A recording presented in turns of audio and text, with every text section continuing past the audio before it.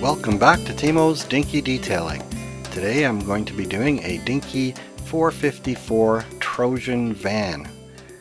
Now these are very prized for my collection because I love to do these decorated vehicles. This one, Trojan van, is done up in Esso, which I kind of find boring. If I get another one, I will probably eventually make it in Esso, but so far this is my first one and I have other things in mind.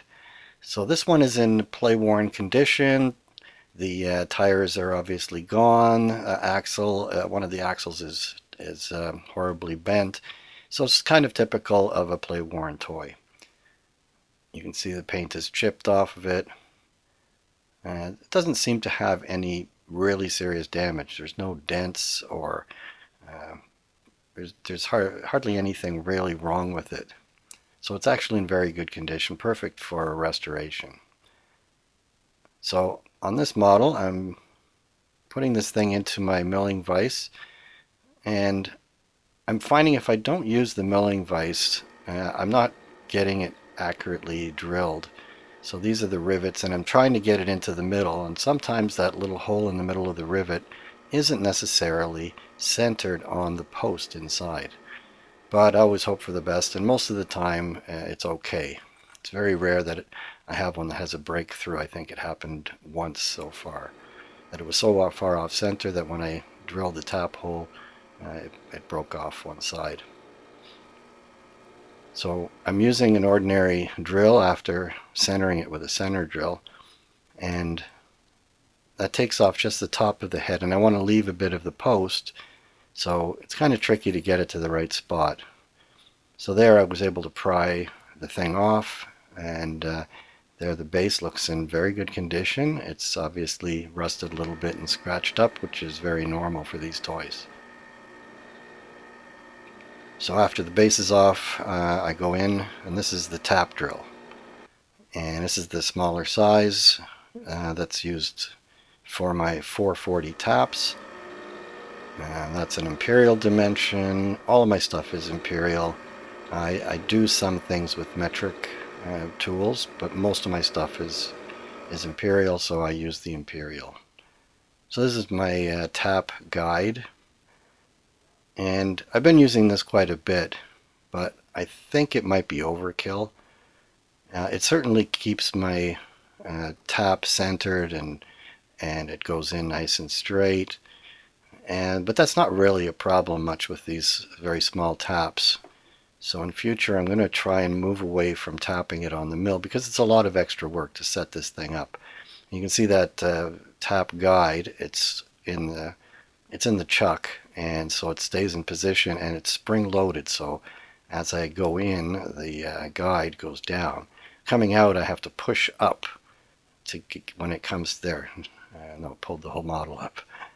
But I've got to push up until it releases the thread, and then I know I'm out and blow the swarf away. So I did that for both holes. There's only two on the base of this one. And I'm putting in a black screw to protect the hole so it doesn't get filled in later steps with paint and gunk.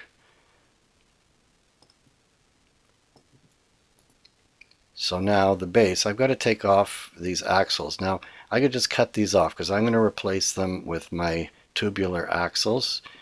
So I could just cut them off, but I have a problem is I want to make sure I measure the new axles to be pretty much exactly the same as the original ones. And I've done it before without doing that, and it's kind of tricky to get the length correct. So why not keep one of the axles in its original condition, and then I can cut the other one off.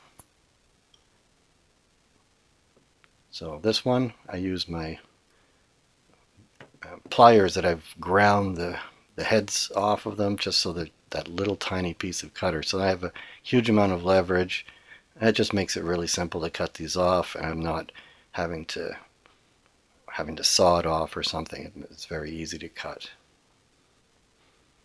So there you have it. So now it's going into this container, which I use.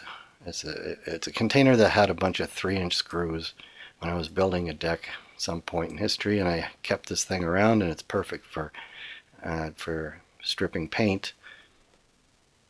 It's kind of a heavy plastic, and it's small enough that I'm not wasting a lot of water and caustic soda, because that's what I'm doing. I've gone outside because it's a smelly thing and it's messy, so I'm out on the deck outside the back door, and in goes the caustic soda.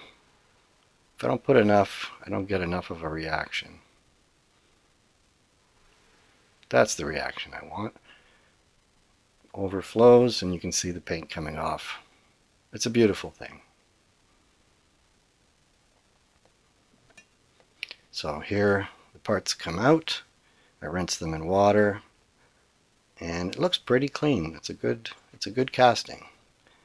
The base, this is, I talk about this a lot. I'm not sure how they finish these bases. Somebody said that they're blued in some fashion. And it's interesting that it looks like part of it comes off with the caustic soda, but it doesn't come off like paint. Some of it just sticks there. So I wonder if it's blued, then it's kind of like a corrosion. So my solution for that is to put it into this rust remover. This is a slow rust remover, so you put it in there and leave it overnight. And here I got the wire brush on my drill press, and I'm going to wire brush all these things down.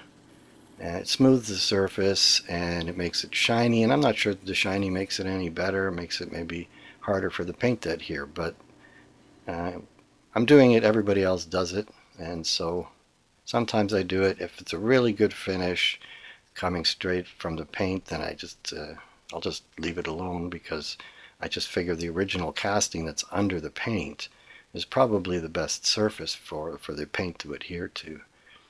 In this case, there is, under the paint, there's a fair bit of flaws to the casting. So I don't know how they painted these, that they got it nice and smooth, but they must have had some very good professional quality spray paint that, I don't know, maybe it doesn't exist anymore. Probably it was made with chemicals too toxic for anybody to sell at the hardware store nowadays. So it has flaws that were not visible in the original model, but once the paint is off, you can see there's quite a bit of these wrinkly things, like the liquid metal was semi-hardening, and so it left all these wrinkles and air gaps and cracks in it. And I don't want those on the surface. That's going to have a decal on it. And you can see when I fill it with the body putty, the scratch and glaze putty, it's Bondo scratch and glaze putty, it fills those cracks, and I sand off the excess. I did a bit on the back as well, a couple of places on this model. So now I go back to the base. It's been soaking for a while, and whatever that stuff is, it's not completely rust either, because it would have dissolved off more, but it is softened quite a bit, so toothbrush is pretty much all I need to take it off.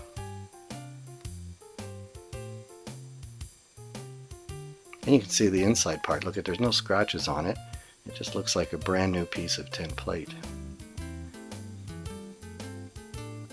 So I think we got it pretty clean there. So this one, I've got it clamped in there, and I'm going to put it into the spray booth, and here we go. Now the clamp I'm using there, I'm not going to show it on this video. I'm going to do a separate video because I've come up with a clamp. It's been on my mind for a while, so the next video is actually going to be done very quickly, because it's going to show how I made this holder or clamp for when I'm painting these things.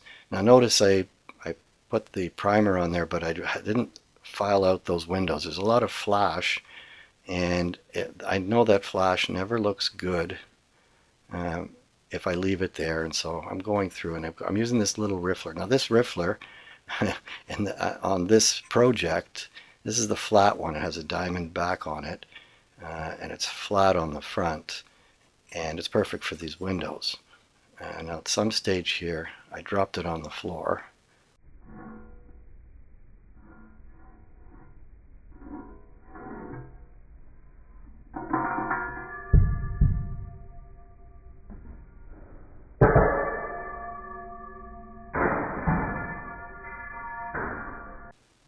And so here I'm using a double flat one because I dropped that file on the floor and promptly lost it.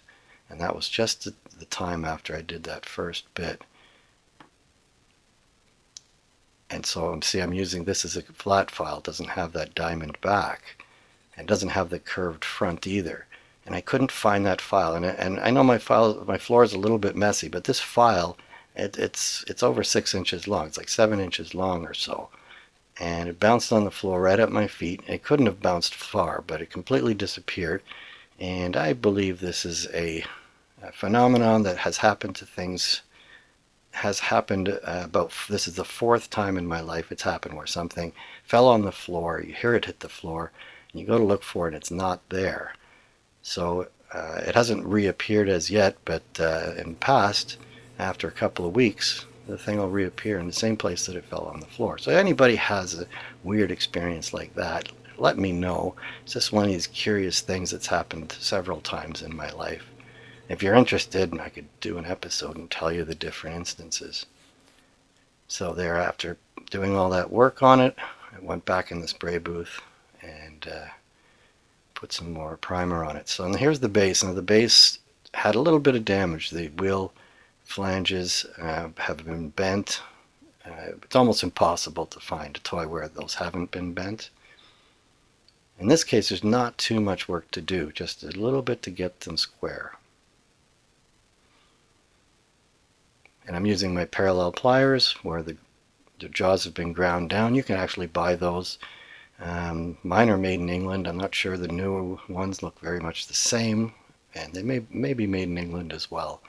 But you can buy them without teeth. I got mine with teeth, and then I proceeded to grind the teeth off of them in a surface grinder when I was working in a tool room. So there's the model that I want to copy, and you can see I've got a jar of paint that I bought at the hobby shop with a couple of other paints that I was hoping to mix together, but I'm looking at it and it's exactly the same as what I can see on the internet. So I'm just going to use this as a Tamiya paint, X28. And I'm starting to switch over to the Tamiya paint because my Mr. Hobby aqueous paints are apparently not made anymore. And to be honest, it's a lot of trouble working with those Mr. Hobby paints, so I'm going to change to the Tamiya. I'm still using the Mr. Hobby leveling thinner that I just showed you, and I've learned over the summer I was doing some other projects where I did the airbrushing, and they were big areas, and I learned a little bit more about airbrushing, and I'm working on my skills. So I've made the paint a little bit thinner than I had in the past. And we'll see how it goes on now. And now you don't even know how I was painting before, because now here's my new style. I'm going in long strokes. I've watched a lot of videos, and some of the best painters, this is how they paint. They do these long strokes, and it gives it a much more even finish. And it's kind of more, I don't know, it just seems more professional, but once I'm doing it, I don't want to go back to where I was just spinning the thing all directions. So it's kind of a skill, and I'm learning it the hard way over a couple of years, and I think I'm finally getting the idea of what I need to be doing. So here are the hubs while I'm in the spray booth. I go in, and I've just put them on a piece of paper towel, and then I'll flip them over and paint the other side. I've done those hubs in all different ways. And here's the base. This is the inside of the base, and then I'll do the outside second. So if any damage happens to the inside, you won't see it anyway. So now back to the hubs, and we'll give them the green paint. Now it's hard to see that. It's white on very pale blue paper that's, I would say, a little bit too pale, because it's, even with the white on it, it's hard to see it even in real life. On the camera, it just adjusts it out to white, so you don't see the white Decal color at all. So getting these decals on it looks fairly easy. You would think it's easy, and it is easy, with ordinary, the thicker type of Decal material. This is like a foil. It's extremely thin and it's extremely difficult to work with. And I'm hoping to find another way to do these things and still have the Decal like it's painted on. So I get it in position and then dry it off, and then I come on with the color layer. So I have to print these separate because the printer won't, I can't print on top of the Decal again because it won't be in register, and so I have to do it in 2 stages. So there I've gotten the thing loosened from the backing paper, and then I want to line it up and then kind of tug it off with the cotton bud, and it doesn't always cooperate. You can see some of my videos I'm really challenged to getting this thing to work properly.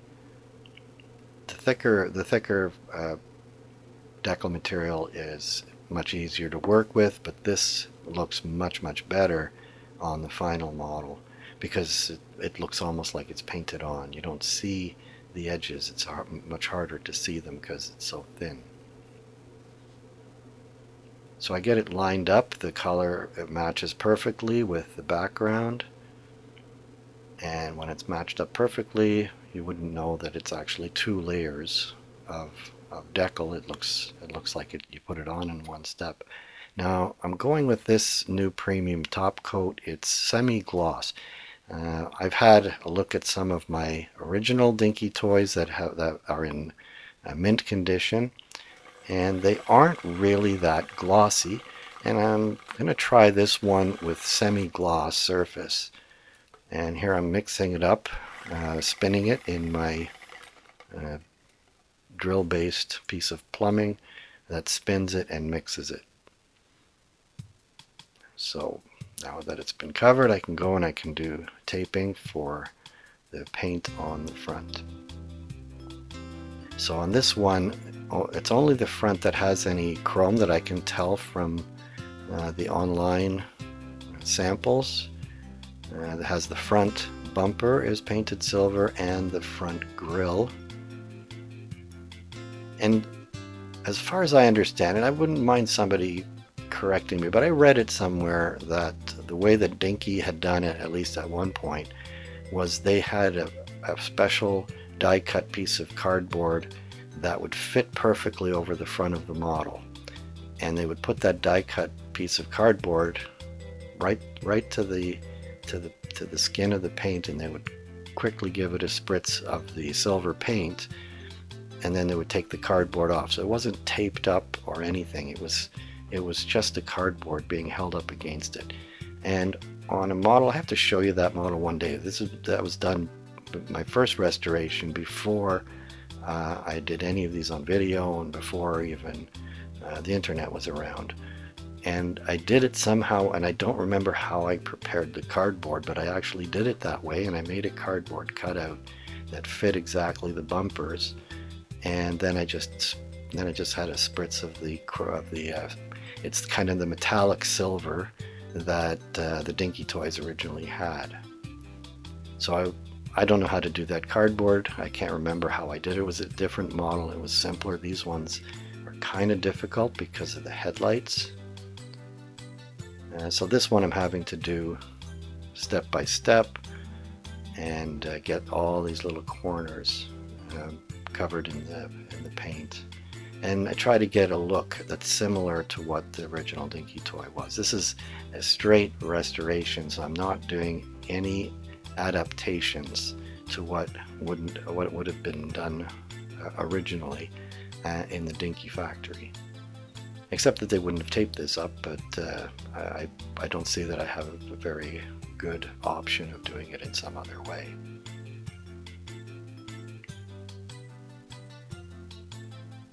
So you get an idea of how much effort it is to tape this thing up.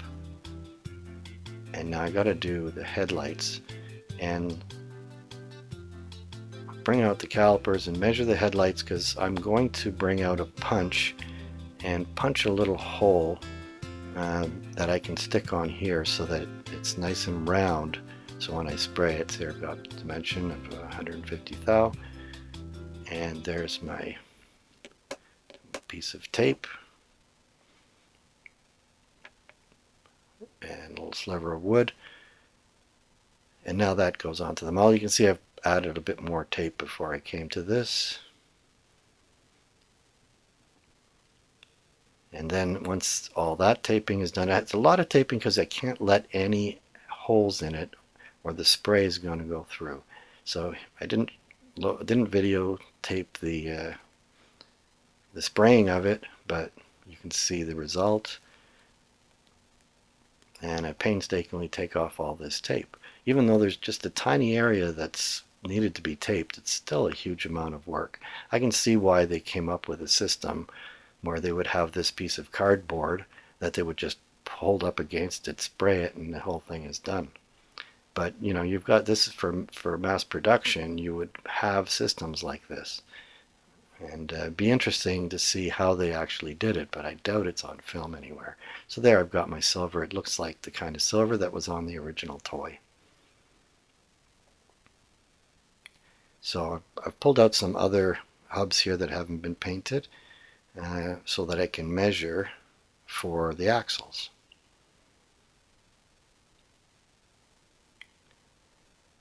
So just tiny little mark with the Sharpie, and it goes into my collet. This is my adjusting collet. It's just exactly the size. I 3D printed this, and it goes into a 5C collet. I think it goes into a 5/8 collet. So I don't have a collet the size of this pipe, and I don't particularly want to go and buy it. I'll just use this little adapter that I made. And then I go in with the Dremel tool and I cut it off exactly at that tiny mark. I do this slowly and carefully. Let the wheel do the cutting, not the force that I'm pushing on it, because otherwise you wind up breaking the blade. You can see I ground the end flat because I'm going to have to make another one. So I loosen the collet and push the axle out. And I'm going to use the other one that I just cut to measure for the new one. And then cut that one off. So this is it's a pretty simple process. And I'm used to it now, so I put the whole thing together very quickly, get it measured, then I file the ends flat. And this file I'm using is my trusty 6-inch Nicholson single cut bastard file, and it's very fine, and one edge of course has been ground off, so if I'm filing next to something I use the side that's ground off so it doesn't cut into whatever material that's beside what I'm filing. In this case I'm just filing the thing in the open air, so it's not going to make any difference. And here I could put this in the drill. All I'm doing is taking the burr off of the inside of the hole, and that's so that the nail will seat deeper into the tubing. So the nail is of course the mushroom end.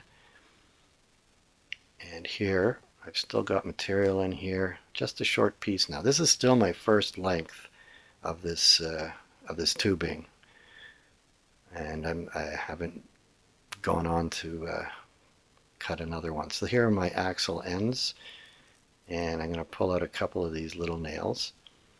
One fell down. There's 3 there. And these things have a bronze coating from the factory, and I want to take that off, and it actually comes off very quickly. I put it in this little vise, and then I turn on my buffing wheel. You can see it's kind of coppery. Go to the buffing wheel, little buffing compound, and then I buff it for about 2 seconds. It's a tiny thing, and the finish on it is very thin, comes right off in 2 seconds. Okay, maybe 3. There you are. So it's off.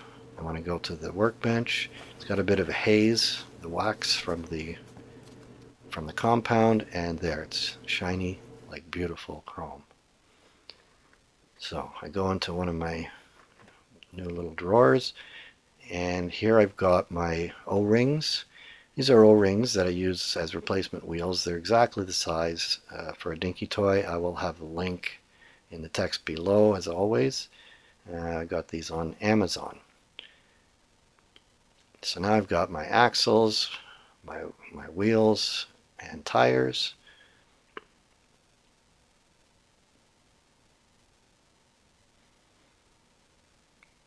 And so I'm just going to push those all in at the same time.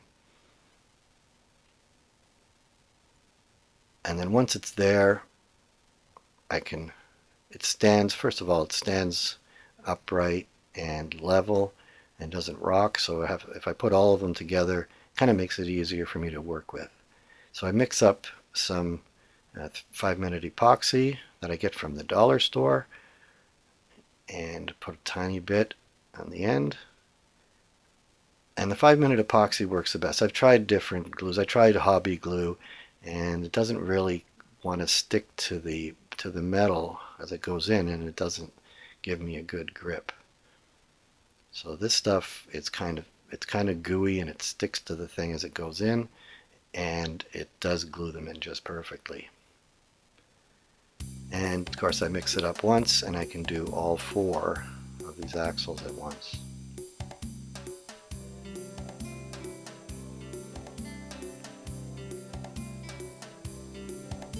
I've got links to where I bought on Amazon those stainless steel tubes and these little nails. A little too much glue there. And you can get them yourself. You don't need to use all those fancy tools that I'm using. Dremel tool most modelers have. You don't need that fancy clamp. You could even Dremel cut it handheld. I just find it a little bit safer and easier to control when I have it clamped in that bench block for the 5C collet. So I take off those painted screws, and I'm not using the painted screws to hold the bases down anymore. I'm using the stainless steel ones.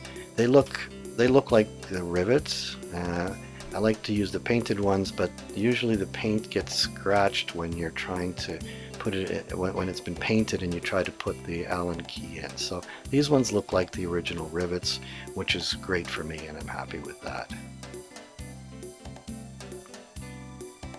So let's remind you of where we began.